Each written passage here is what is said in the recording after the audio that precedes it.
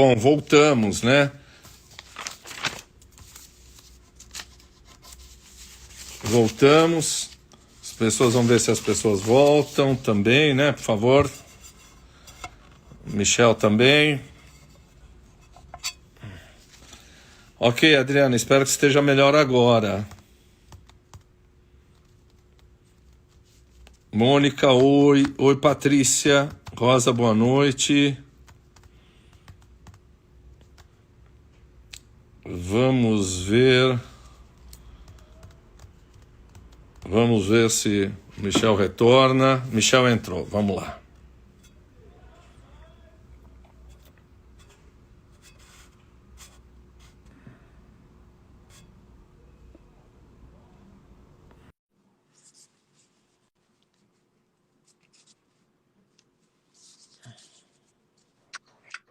Oi, como é que tá agora? Vamos lá. Essas coisas, né? Enfim, não... Bom, quem vai assistir esse vídeo perdeu a gente tocando o hino do Grêmio, a gente falando que o Michel já foi advogado, mas isso ele prefere não ficar falando muito disso. E a pergunta que eu fiz agora, vou repetir. A primeira coisa que eu li do Michel foi na revista Granta, em 2012, onde ele fala sobre... O seu texto chama Animais. E aí você me convence tanto que isso é autobiográfico. Você fala de animais, fala de pai, fala de sinagoga. E eu sei que eu não sou o primeiro a te perguntar, porque depois a gente vai encontrando nos seus outros livros talvez a fantasia de que tem muita coisa biográfica sua. Por que a gente fica achando que nos seus... Embora muitas vezes conflitante, por que as pessoas vivem perguntando se os seus livros têm algo de autobiográfico? É que eu acho que são mistérios da própria experiência da leitura, não tem nem muito a ver com os meus livros só, né? Embora os meus tenham esse caráter, talvez até pela forma como eles são apresentados e por eu saber disso, né? Com os anos tendo algum domínio um pouco maior também da técnica narrativa, você joga muito com esse tipo de coisa, né? Botando pistas aqui e ali e tudo, escolhendo a perspectiva em primeira pessoa, por exemplo, que ela leva um pouco essa aderência do narrador ao próprio autor. Mas, no fundo, por que as pessoas acham isso é um pouco algo misterioso. Por que a gente lê de um jeito X ou Y, né? Isso é uma coisa na qual, ao longo dos anos, eu já pensei muito. Essa tendência, inclusive, que está muito em voga hoje de você se identificar, de você só gostar de personagens com os quais você se identifica. A literatura nem sempre foi assim, né? Na história dela sempre houve, por exemplo, personagens repulsivos, né? Pelo menos na chamada alta literatura. Personagens totalmente diferentes da gente, personagens que não eram exatamente daquela característica realista, redonda, de carne e osso, etc., com os quais era impossível se identificar nesse sentido mais sentimental que se usa hoje, né? Mais emocional. Fala assim desde de vilões clássicos da literatura até personagens assim desse tipo do Samuel Beckett, do Thomas Bernhard, que são personagens assim feitos mais de discurso do que de psicologia, né? Então, isso dá para dizer que a história da literatura ela oscilou para vários lados e tal, e que no momento, por várias circunstâncias que podem ser identificadas e discutidas, ela chegou a esse ponto em que a gente gosta das coisas que um pouco espelham a nossa própria experiência. E eu acho que isso, de algum modo, interfere no nosso julgamento daquilo que está sendo dito por aquele autor e da forma como aquele autor diz, no sentido de que as pessoas parecem que lidam com a literatura de uma forma não literária, sim existencial, o que é até bom, né? E elas projetam isso também no escritor.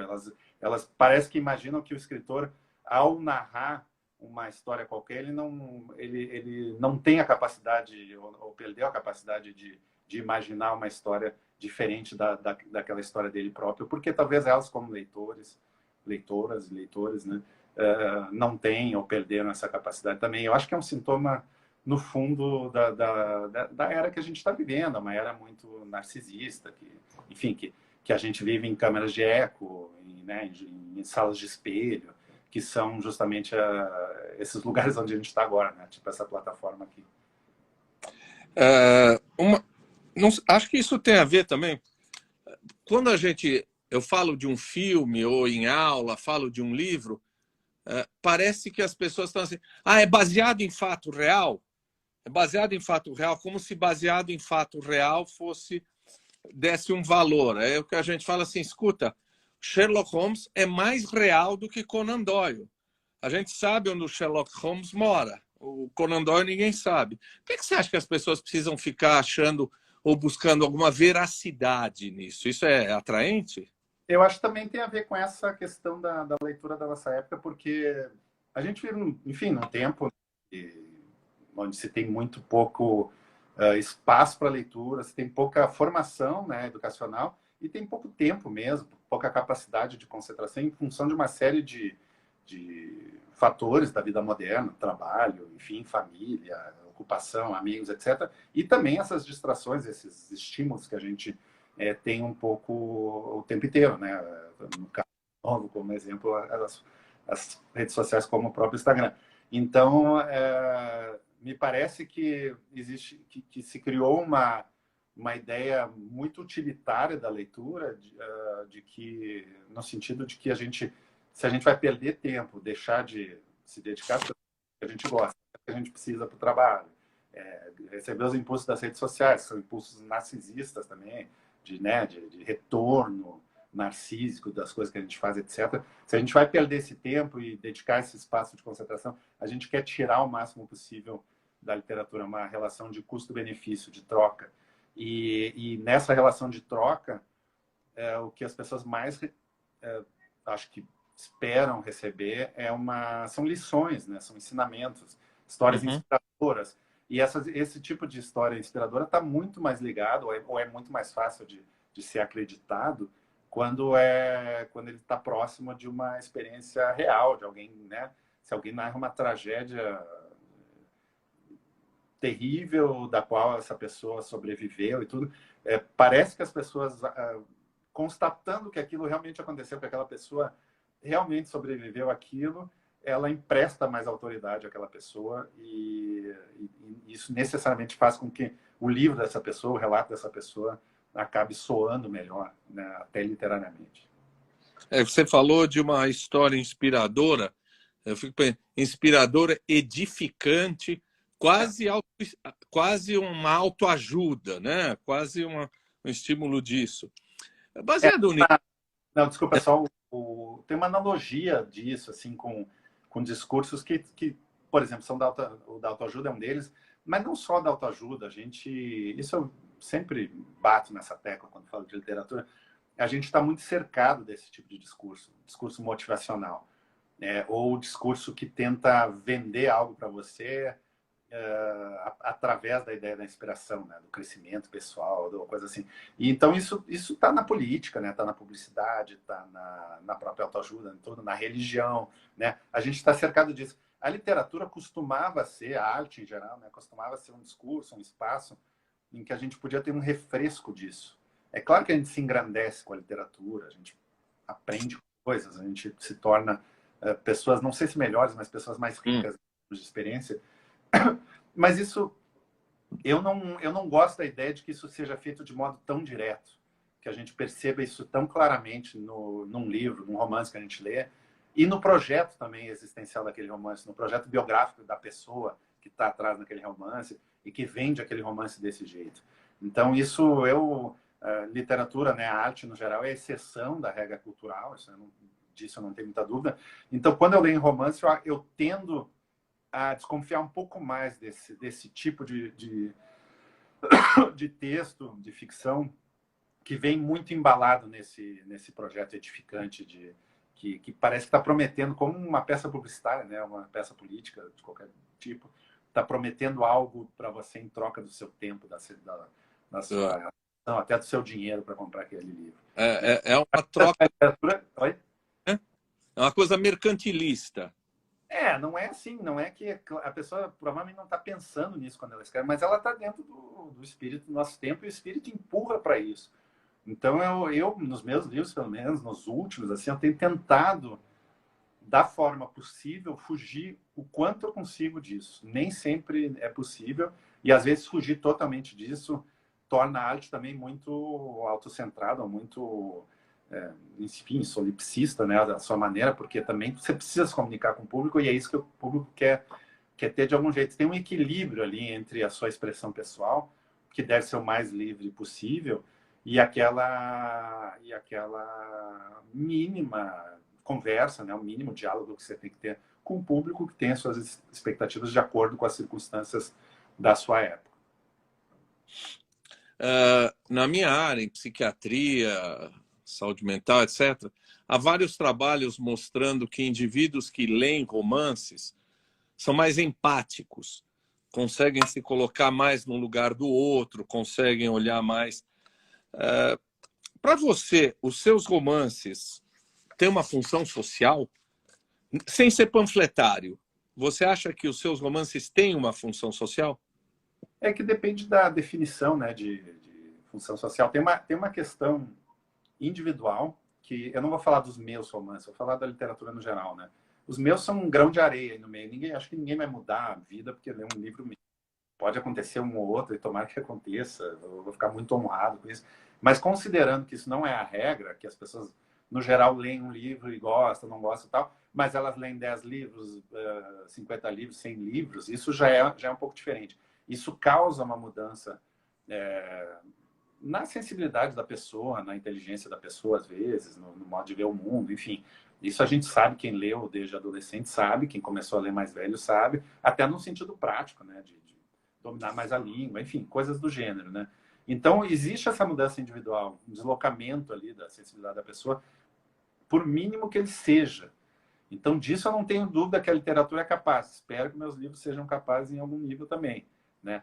Mas se eles não forem, os livros vizinhos são, né? Então, de qualquer forma, existe essa questão individual. A partir daí, o que isso vai causar de mudança coletiva, que seria a função social, né, digamos, a interferência da literatura na realidade social, é uma questão eu não sei, é mais uma questão quantitativa do que qualitativa, porque se você muda uma série de indivíduos e esses indivíduos, né, interagem com outros, claro que você está mudando uma coletividade num nível que pode ser um mínimo também, né, possível, mas alguma coisa está acontecendo ali. Agora, quantificar isso, nesse sentido que a gente às vezes propõe, assim, a gente usa quando discute a literatura panfletária, mais política, mais panfletária, aí eu acho que é uma coisa que não cabe muito a mim e não cabe a quem cria, pelo menos no meu caso, tentar antecipar isso.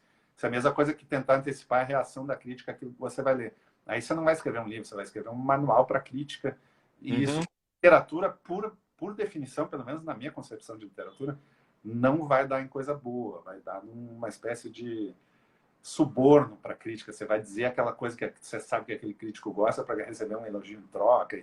E isso é um tipo de relação que eu acho que assim, não faz nem mais sentido hoje em dia, porque, inclusive, a crítica perdeu muito do poder de estimação que ela tinha uns anos atrás. Né? Eu li os seus livros na ordem inversa.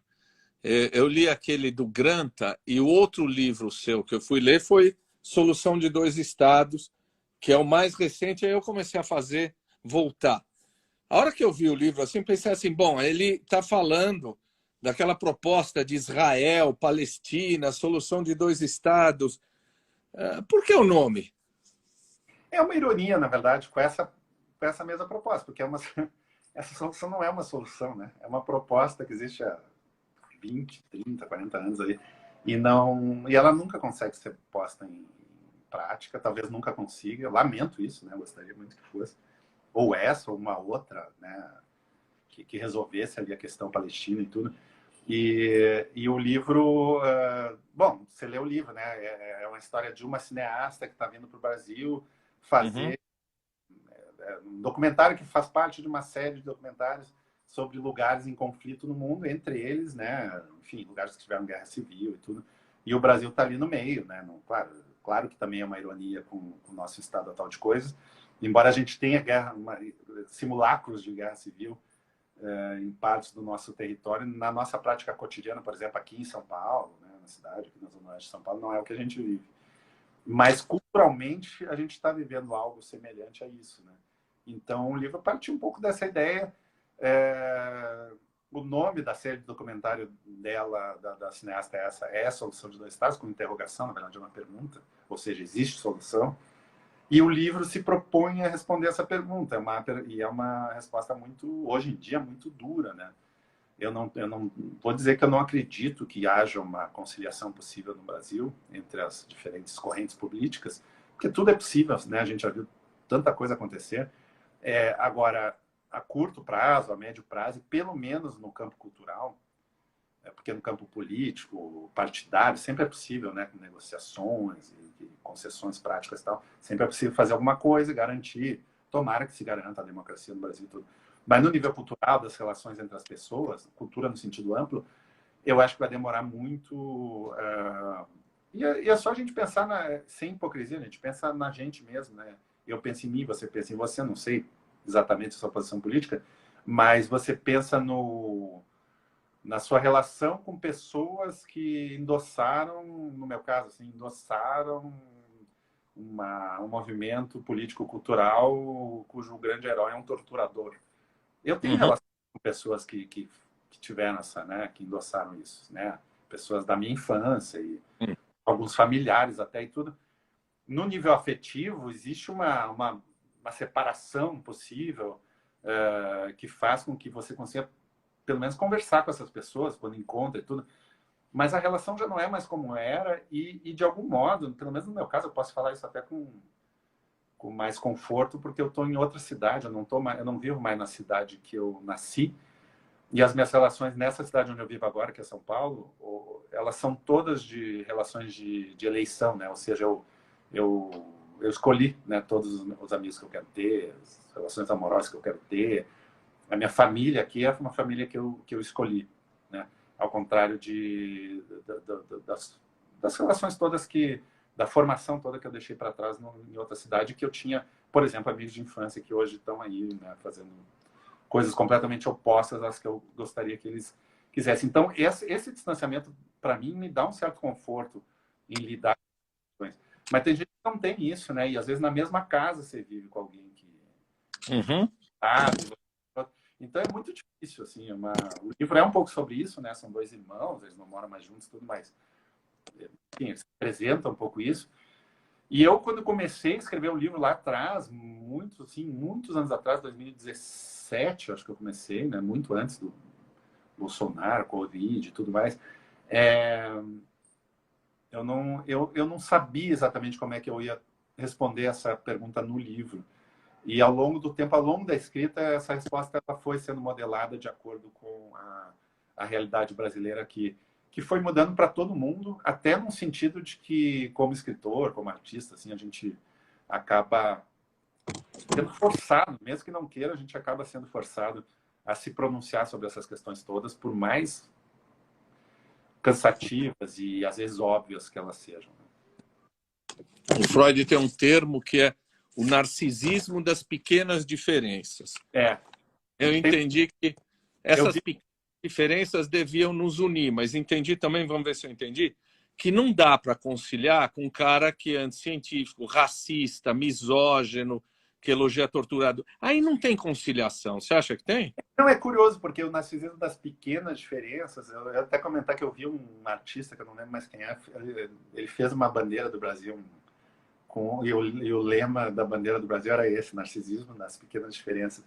E isso é uma expressão que é muito usada sempre dentro da própria esquerda, né, para definir aquelas brigas sem fim por detalhes do detalhe do detalhe dentro do grupo que no fundo acredita na mesma coisa, pelo menos em princípios gerais, assim, né, de direitos humanos, de igualdade, justiça, sei lá, essas coisas, né? São às vezes conceitos muito vagos, mas as pessoas estão ali no geral, né, com uma boa fé em relação a isso. Só que elas brigam brutalmente entre si, né? E seria, você da área pode me corrigir se eu estiver errado, mas seria o caso clássico do narcisismo das pequenas diferenças. Agora, não sei, né? Agora, em relação ao que a gente está vendo hoje, essa briga com enfim, com o que se chamava na época da ditadura de Tigrada, né? Essa linha dura do regime, a favor de tortura e assassinato, etc. Isso não é pequena diferença, né? Isso, na verdade, é uma diferença muito fundamental. Então, a gente está, às vezes, muito próximo de pessoas que pensam assim, e afetivamente a gente gosta delas, né? Às vezes pode ser, sei lá, um primo, um pai, uma avó, sei lá, alguma pessoa que entrou nesse negócio aí. Mas a gente, em termos existenciais, tem profundas diferenças em relação a essa pessoa, mesmo que você goste dela, porque afinal, sei lá, você cresceu junto com ela e tudo. É um tema muito muito atual e muito trágico, assim, de certo modo. Por isso que ele é muito literário, né? Porque eu não vejo, realmente não vejo uma solução assim a curto, médio prazo, uma solução cultural, não consigo ver. É uma tragédia nesse sentido que não tem saída, né? Quanto mais você tentar falar disso, mais você vai se dar conta de que isso é um tema insolúvel. E dentro de um livro como esse, claro que também se referindo àquilo que a gente falou antes, né, da expectativa por lições edificantes, por esperança, ou coisa assim, é muito difícil de fazer, de botar isso dentro de um texto como esse, né? Então, de certo modo, é um livro meio autônomo em relação à ideia de um projeto pessoal edificante ou de um projeto engajado edificante, porque não é, né? Ele é uma outra coisa. Você tem um otimismo ali, é de um outro tipo, é de um chamado enfim, no caso da personagem mulher, por mais difícil que ela seja, é um chamado a uma certa energia que ela tem, uma energia mesmo de resistência, ou então um chamado ao próprio valor da literatura, né? A existência desse tipo de livro, para mim, é algo importante no mundo, por isso, no mundo de hoje, por isso que eu escrevo ainda esse tipo de livro. Eu acho que quem não leu vale a pena ler, e longe das soluções fáceis de que o Alexandre é da direita, a Raquel é da esquerda, muito longe disso, né? Não tem o bonzinho, o mal, não tem muito isso, não é? Senão fica muito, de novo, panfletário. Esse livro você começou em 2017 ou terminou? É isso? Comecei. A pandemia, essa figura caricata, esse nefasto que nós temos aí, vai ser um tema de um livro, se não seu, da literatura? Você acha que é um tema para a literatura? Certamente. Ele já é um pouco do meu livro aí mesmo. Tá ouvindo? Estou ouvindo. Mesmo eu não tendo falado especificamente dele, até porque eu comecei a escrever antes da ascensão dele e tudo, né? Mas ele já está nesse livro, como ele vai estar, muito provavelmente, no meu próximo livro, em vários outros. Mesmo que alguém hoje em dia faça um livro totalmente distante da realidade política, um livro absolutamente alienado nesse sentido, assim, não no mau sentido, mas distante disso, digamos, um livro até histórico, que se passa lá no século, sei lá, século XIX, século XVI, vai saber. A gente sabe que o leitor vai ler aquilo projetando suas próprias, né, questões pessoais, que, como a gente falou antes, sempre acontece, mas também as questões da sua época, isso sempre acontece. Né? Livros, cada vez que surge uma nova onda cultural, ela cancela coisas, né, como a gente está vendo hoje, né, cancela muitas obras de arte, tal, que até então eram consideradas ótimas, e elas passam a ser vistas como quase blasfemas em termos culturais, mas ela reabilita muita coisa também que está lá no passado, que foi escrita muito antes do que a gente vê agora, mas parece que aquilo meio que antecipa coisas que a gente vê agora, e isso empresta um tipo de valor para aquela obra que ela não necessariamente quis ter ou tinha na época que ela foi lançada, né? Tem esse caráter muito autônomo. Então, sempre vai ser presente. A época presente nossa vai estar na leitura, e estando na leitura, ela está no livro, né? De qualquer jeito, que quem escreve tente fugir disso de qualquer maneira. Vamos falar desse seu livro aqui, Diário da Queda. Você fala de algumas coisas muito marcantes, fala de Auschwitz, fala de Primo Levi. Aliás, a Tatiana Gandelman, que é uma acadêmica do Rio, já esteve aqui com a gente falando de Primo Levi, da obra do Primo Levi. E você acha, porque, claro, é algo que logo no começo a gente vê. O menino goi que estuda numa escola judaica e sofre bullying, apanha, etc, etc. O menino judeu que estuda numa escola cristã, que também sofre bullying, que apanha, etc. O que você está dizendo é que não tem entendimento possível?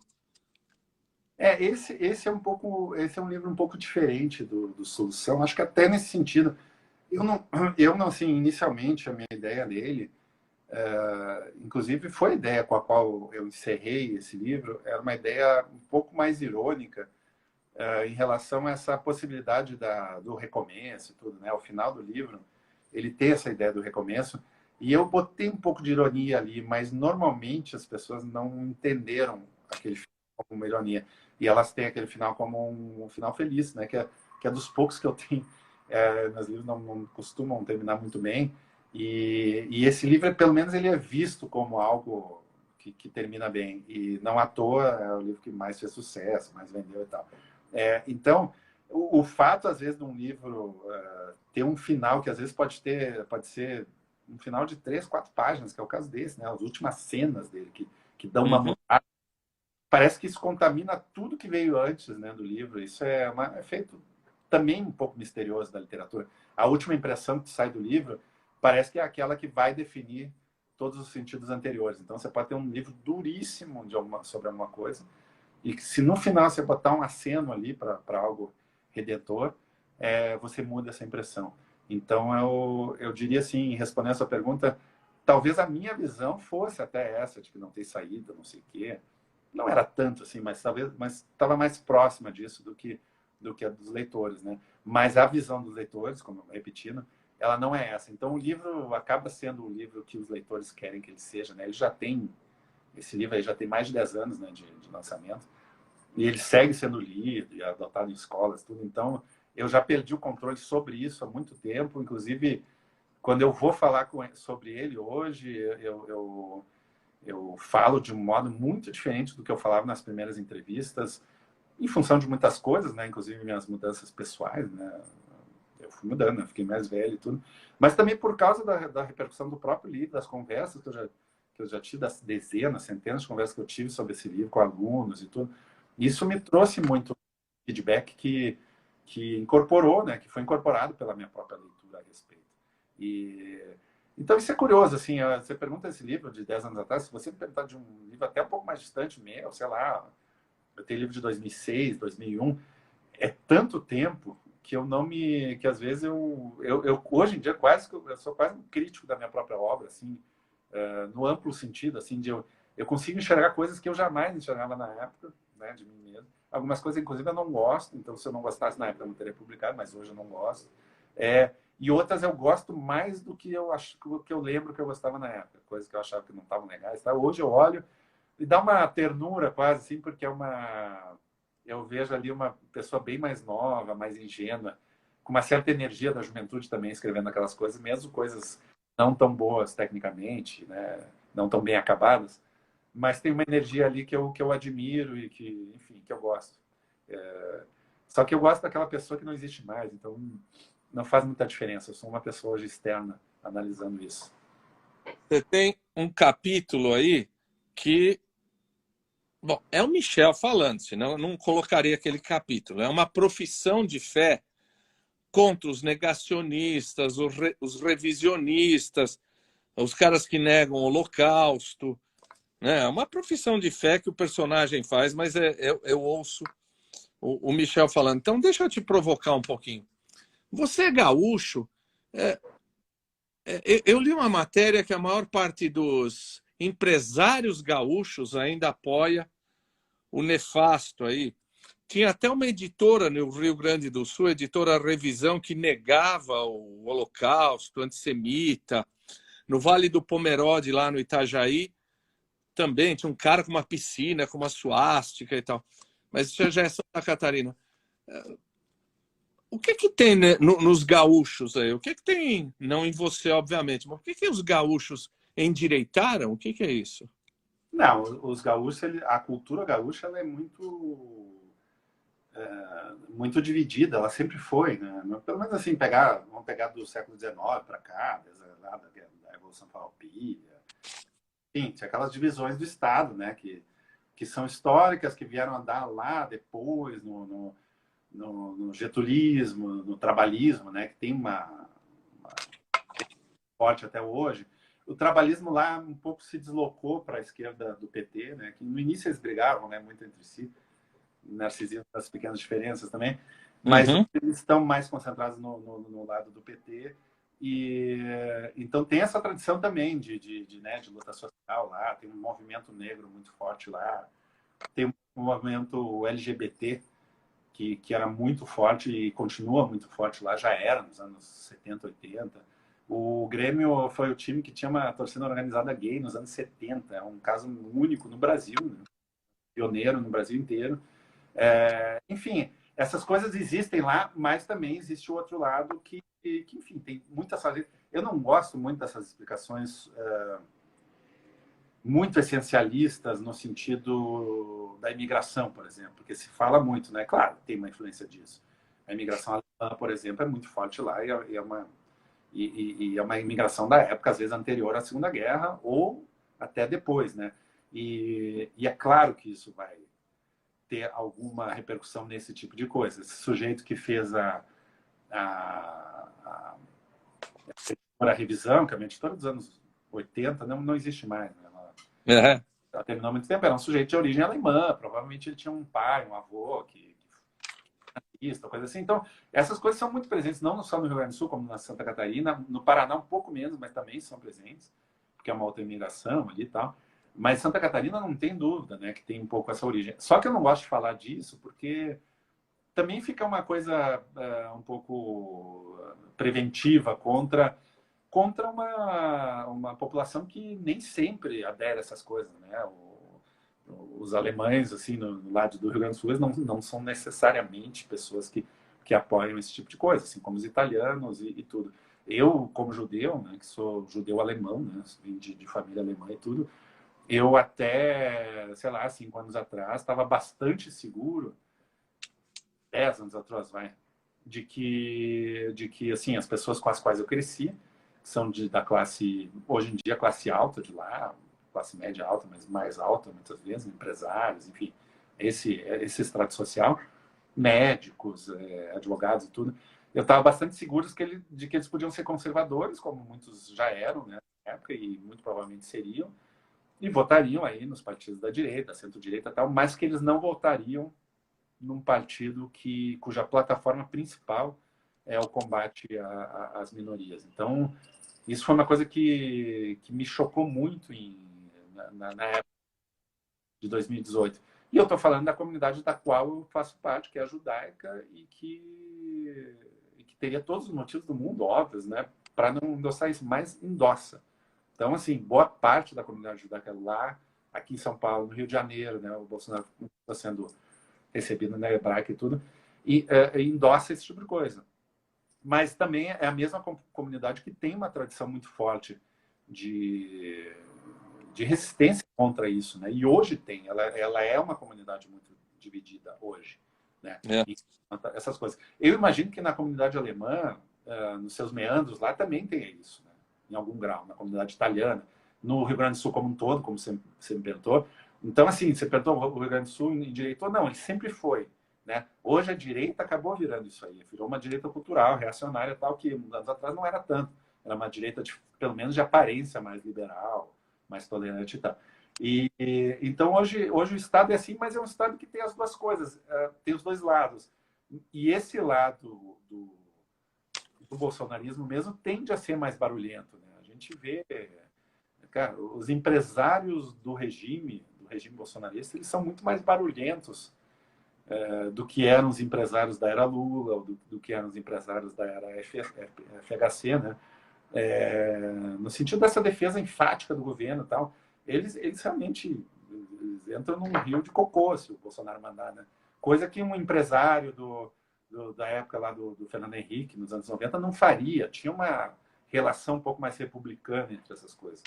E isso foi decaindo muito como decaiu, acho que o debate público em geral no Brasil, porque quem ascendeu o poder é um pouco, na expressão da própria Hannah Arendt, ela usa isso no sentido mais cultural do que socioeconômico, né? Mas o que ascendeu no Brasil, que a gente vê aí, é ralé. Isso é ralé, escória.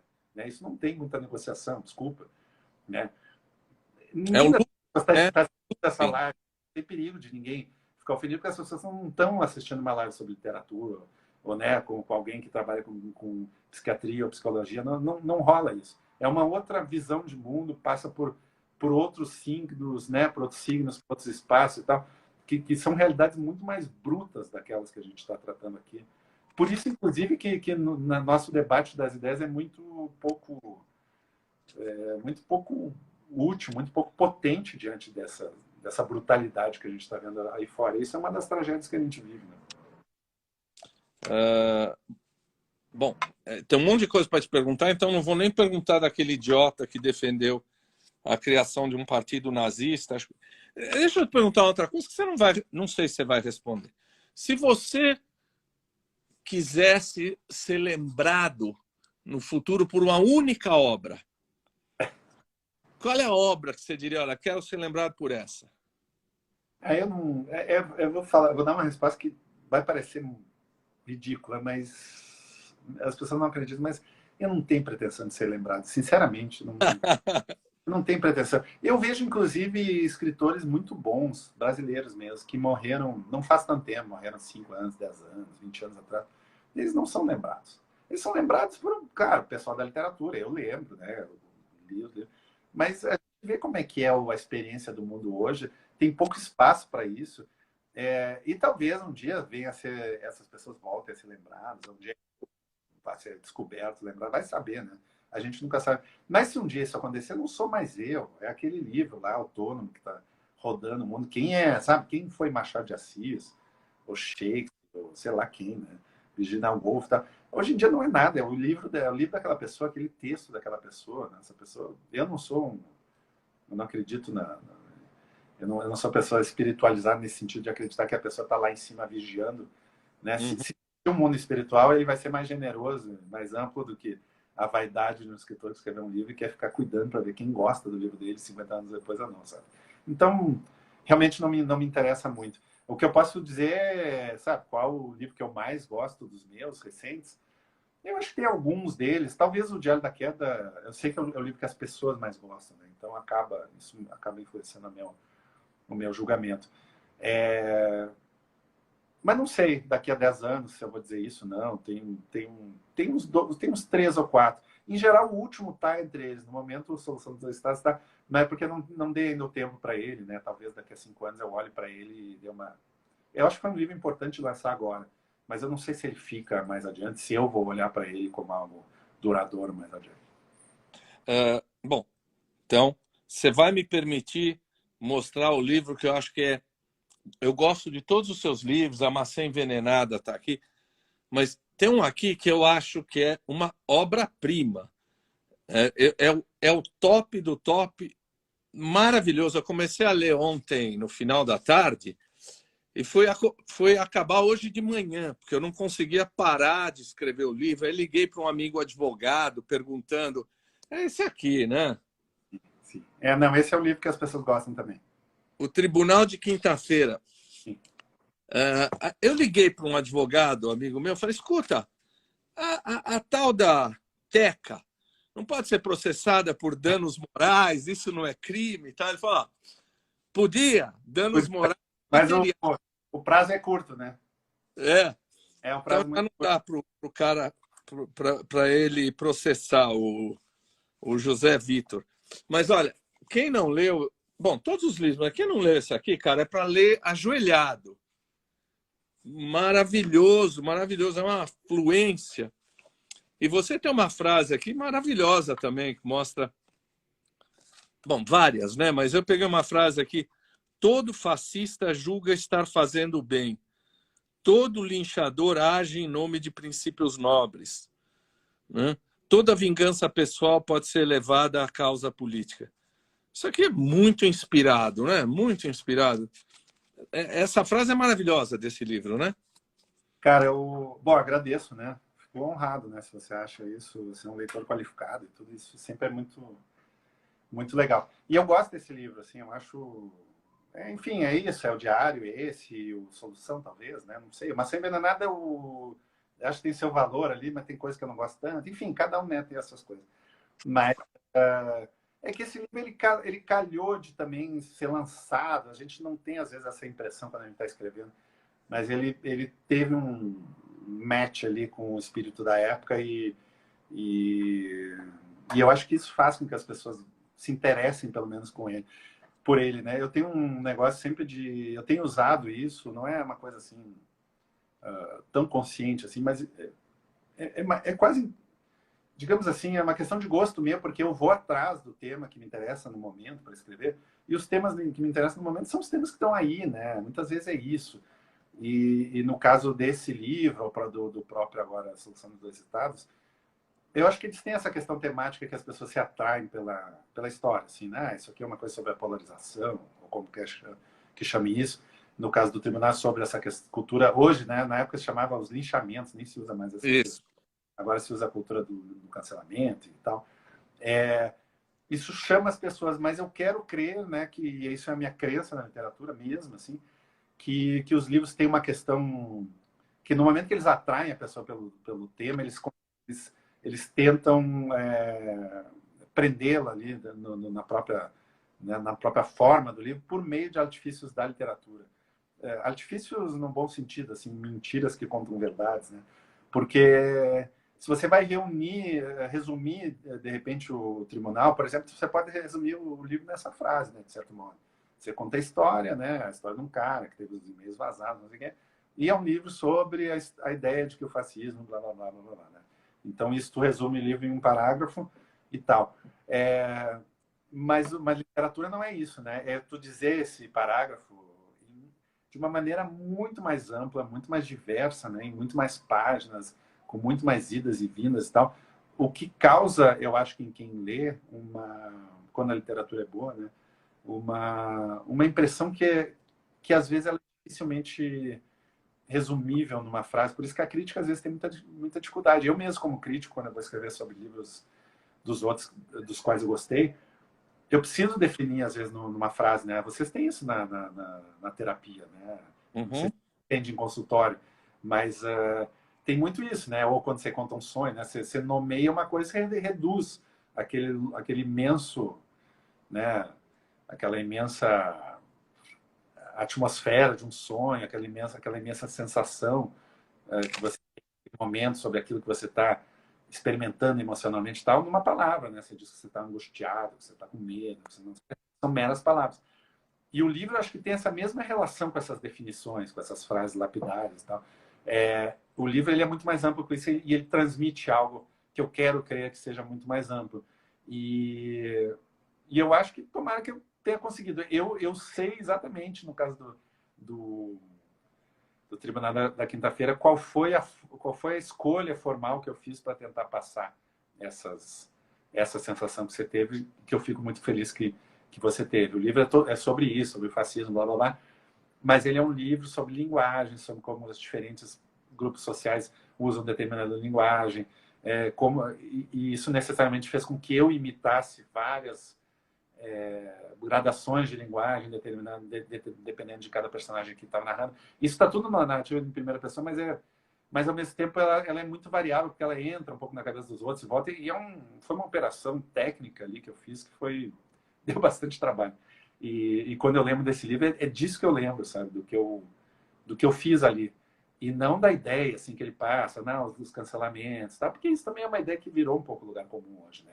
De que os cancelamentos às vezes são injustos, porque a gente não vê o contexto das coisas. Tá? Eu poderia escrever um ensaio sobre isso, uma coluna de jornal, daria no mesmo. Mas não, né? A literatura ela fala isso de outra maneira. Eu não vou dar spoiler, mas eu vou ficar perguntando para todo mundo se a Teca deveria ter falado ou não deveria ter falado. Se fosse comigo, falaria ou não falaria? Não sei. Você foi curador da TAG e você indicou um livro que eu tinha lido de um cara que eu li todos dele depois, que era Um Sentido de um Fim, né? Sim. Acho esse é a única história. Depois tem esse do Shostakovich dele. Por que você gosta do Julian Barnes? Aí tem uma questão prática aí. A TAG ela pede para quem faz as curadorias, né, uma lista de livros. E eu tinha sido convidado uns anos atrás e mandei uma lista que foi rejeitada, não por qualidade de livro, mas porque eles têm uma ideia do tipo de leitor que eles têm. E eles têm pesquisas a respeito, eles têm os feedbacks de cada livro indicado, tudo. Tem critérios em relação à circulação do livro. Às vezes, não pode ser um livro tão popular que as pessoas já tenham lido, né? E vão receber ali e tal. Então, tinha isso. Aí foi uma coisa assim que eu passei um monte de livros, eles não gostaram de nenhum, ou não quiseram nenhum. E aí, tempo depois, talvez um ano depois, eles me pediram de novo, vamos tentar essa vez. Tá, vamos tentar. Aí eu acho que eu dei uma conversada com eles antes, se eu não me engano, assim, a gente estabeleceu uns critérios, não pode ser um livro muito longo, né? Tem que ser um livro com uma linguagem mais ou menos acessível, porque é a do leitor ali que mais acessível não de simplória, mas não pode ser um livro de invenção de linguagem, não dá para indicar o Grande Sertão Veredas, que tem 400 páginas, né? A linguagem é mais complicada, não sei o quê, né? Sintaxe complicada, essas coisas. E então eu acabei escolhendo algumas novelas, e eu indiquei 10, na verdade. E eles foram atrás das 10, eles realmente eles têm um trabalho bem rigoroso ali. Alguns eles já deviam ter lido, tá? Mas eu sei que eles leram os 10, porque a resposta chega 2 meses depois, 3 meses, sei lá. E eles disseram, não, vamos nesse aqui, por causa disso. É um livro que até teve uma circulação no Brasil, mas não fez tanto sucesso, saiu pela Rocco. É um livro um pouco, acho que é dos anos 2000, ali, alguma coisa assim. E é um livro pequeno, né? E muito denso, né? É um livro que eu até reli para quando eu indiquei assim, né? Eu já tinha lido fazia tempo. Aí eu fui reler para escrever, até escrevi o prefácio e tudo. E gostei até mais do que eu tinha lido, gostado da primeira vez, né? Então esse foi o critério. Tem uma questão de ele é muito meio amarrado na coisa da trama e aquilo que eu falei, ele atrai um pouco o leitor pela questão da eficiência narrativa. Tem uns mistérios na trama, né? Que vai acontecer, o que aconteceu, o que vai acontecer e tal. Mas ao mesmo tempo ele está falando de coisas maiores, né? Sobre escolhas e, enfim, sobre identidade mesmo. É um tema que esse tema me interessa bastante. É um pouco o tema dos meus livros, né? Às vezes escolhas pessoais que ajudam a formar uma identidade, um pouco assim, ou uma identidade que determina escolhas pessoais, como queiram, né? Mas um pouco essa relação que o personagem tem com o seu passado, com essa memória ali, é um pouco a relação que os meus têm, né? Claro, falando de coisas diferentes, mas com essa moldura em comum. Tem um outro que é a única história, que fala do alcoolismo feminino, também maravilhoso. Eu sei que nós estamos adiantados da hora, vou fazer a última pergunta para você poder descansar. Tem uma frase do Tolstói que acho que é mais ou menos assim: fale da sua aldeia, estará falando do mundo. Você já viveu na Inglaterra, certo? Bélgica, Alemanha. Na Bélgica eu só passei um tempinho lá como uma bolsa, mais pouco tempo. Esses outros lugares, um ano, né? Um ano em cada. Você acha que os seus livros são vistos como de um escritor brasileiro? Ou você já está falando do mundo? Não dá para dizer que é algo brasileiro. Como é que você se Não, vê? 100% brasileiro. Porque É? eu escrevo em português, isso já é muito determinante. É curioso, assim, eu agora, como eu estava lá em Berlim, eu estudei um pouco de alemão, que eu não falo, assim, exatamente, mas já estou conseguindo ler um pouco e tudo, e fiquei um ano estudando, né? Tinha aula lá, 4 horas por dia, e fazia a lição de casa, e estar na rua lá, vendo as coisas, então você acostuma um pouco com aquela... Pelo menos tu começa a entender a sintaxe, né? E a sintaxe determina muito a maneira como você pensa e vê o mundo, né? É claro que também eu acabei entrando muito mais na coisa da cultura alemã, já conhecia um pouco, mas comecei a ler mais livros de autores alemães, alguma coisa sobre história e tudo. Então você vai entendendo um pouco esse difícil caráter alemão, que é um pouco, né, uma herança que eu também tenho, até familiar e tudo. Mas quando você tem a língua ali, você entende um pouco mais. É muito difícil explicar isso, mas tem um pouquinho mais de compreensão, você tem um pouco mais de compreensão dessas relações entre a língua e a identidade. E eu acho que com o português é muito parecido, né? E com a experiência de viver no Brasil, esses lugares aí, eu fiquei em Berlim ano passado, já estou aqui de volta, não é uma... Foi muito legal na minha vida tudo, mas a minha experiência de vida é São Paulo hoje em dia, né? Porto Alegre é a minha infância, São Paulo é a minha vida adulta. Teve esse período aí na Inglaterra, mas foi uma coisa de juventude, aquelas viagens longas e tal. E agora a Alemanha. Eu basicamente continuo sendo escritor brasileiro, eu penso em português, eu penso a partir da perspectiva brasileira, eu penso em assuntos brasileiros. Os últimos livros meus tem todos eles têm a ver com assuntos brasileiros, né? Bastante brasileiros. E, enfim, eu acho que mesmo o Diário da Queda, que é uma coisa sobre identidade judaica, é a identidade judaica no Brasil, né? Então, eu nunca fugi disso e não vou fugir, assim, eu acho muito difícil que eu não sou desse tipo de escritor que vai fazer livros passados no ambiente internacional. Acho muito difícil fazer isso, né? Por incapacidade mesmo e por falta de vontade eu não tenho essa pretensão. Já tem muito livro estrangeiro, né? Já tem muita vantagem no mercado internacional. Vamos fazer o que a gente sabe fazer melhor, que é se expressar em português sobre coisas brasileiras, né? Michel, em uma semana, acho que você está abrindo uma semana brilhante, porque a gente vai falar na quinta de Saramago, e na segunda-feira vem a Andrea Del Fuego falar da pediatra aqui. Minha amiga. Um doce de pessoa, né? Muito legal. Super obrigado. Eu sou um psiquiatra frustrado, eu queria ser escritor. Então, super obrigado, cara. Você foi maravilhoso. Eu agradeço muito a inteligência, a sagacidade, a sensibilidade. Eu tenho certeza que o pessoal amou. E tem que ler os livros do Michel, maravilhosos todos. Pô, ouça um conselho, né? Agradeço muito a generosidade sua pela entrevista, pelo elogio. E precisando, a gente está sempre aqui. A gente se fala, né? Vamos manter o contato. Tá bom? Uma boa noite. Muito obrigado. Um abraço. Tchau. Boa noite. Boa noite para todo mundo. Obrigado pela audiência. Tchau, tchau.